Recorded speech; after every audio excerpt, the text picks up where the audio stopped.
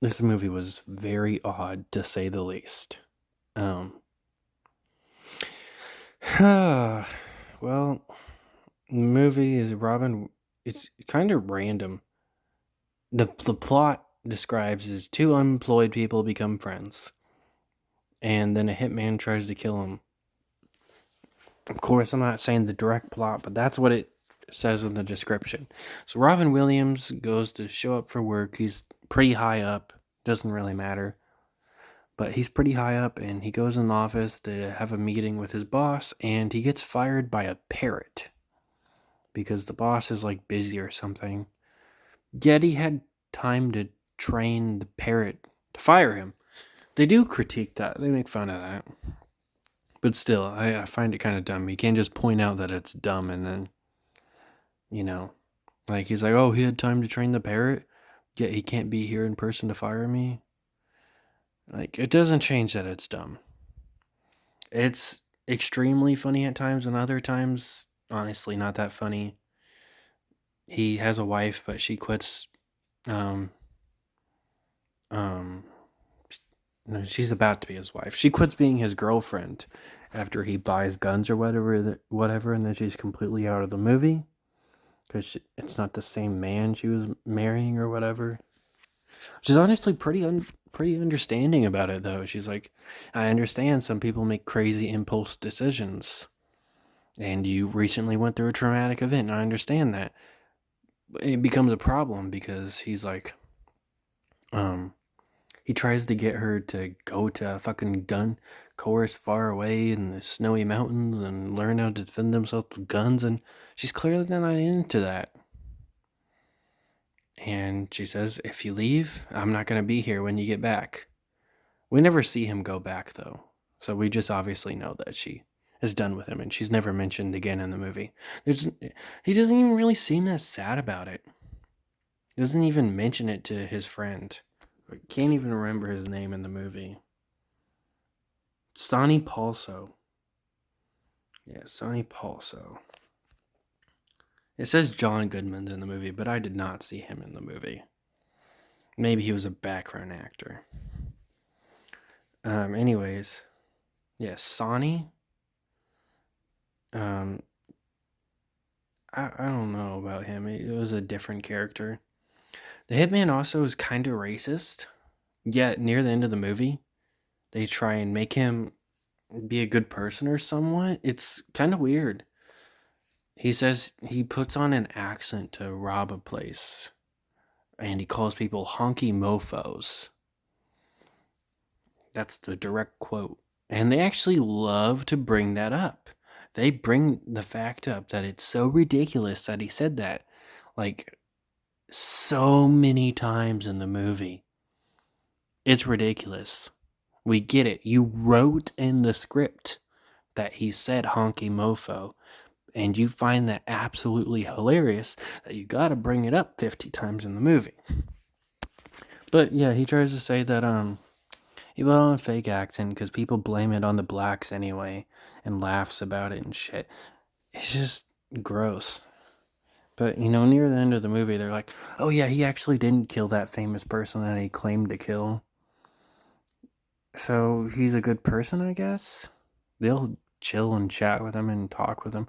It's so weird how nonchalant they are. Like even before we find out that he's hasn't actually killed these people he claimed to kill,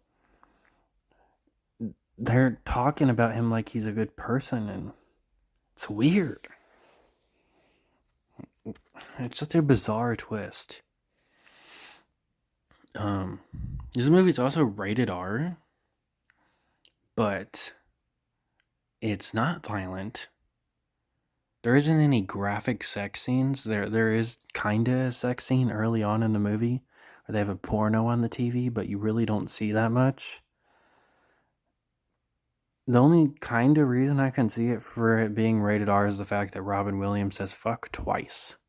Nobody else says fuck in the movie, just Robin Williams. And he says it twice. And, PG-13 movies usually can only have one F-bomb. Though, Escape Room had like 3.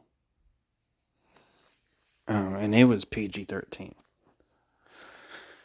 But, it's a decently funny movie. It's a comedy movie, so there isn't too much to talk about. There's one thing I want to mention that felt completely fucking random and was just kind of weird to see. The old ass right wing dude that's not actually really into guns like he says he is. He actually has a cool ass condo and makes a lot of money, and he's not actually anti-government or whatever. He kisses a girl's hand who is 16 in the movie. They acknowledge that too. And he kisses her hand and says she has like beautiful skin or something. And then Sonny's character is like, um, her skin's 16 years old, and they just kind of like look at each other, and that's it. It's so fucking random and so thrown in there, and nothing happens with it. It's just such an odd thing to put in the movie. I really don't know why they put it in the movie. It doesn't affect the plot, doesn't have any meaning. I know not everything has to affect the plot, but just having a random scene where a guy kisses a girl's hand and then the dad is like, hey, my daughter's fucking 16, you weirdo. And then that's it. It's not exactly funny either. But honestly, that's really about it. It's a decent movie. So, I mean, you could check it out. But it is kind of weird. I do need to talk about the thing that I didn't talk about yet. And the movie description actually of it's going to be a big thing about them being unemployed. It kind of is for 15 minutes. It doesn't really matter after that. Robin Williams gets fired by the parrot, like I said, and Sonny actually loses his job because of Robin Williams. He goes to fill up his gas tank, but he actually doesn't fill it up. All the gas goes on the ground. Sonny goes to smoke a cigarette. He has a bad cough, so he decides to just waste the cigarette and throw it on the ground at a fucking gas station. And the gas station blows up.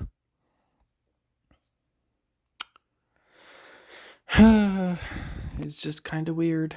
I don't think he ever even mentions that he um got lost his job either. Robin Williams mentions he was fired by a parrot later because it's funny because of how ridiculous it is. I don't think Sonny ever mentions how he's unemployed. I don't. It's not something you have to do, but since it was in the plot description, it's kind of weird.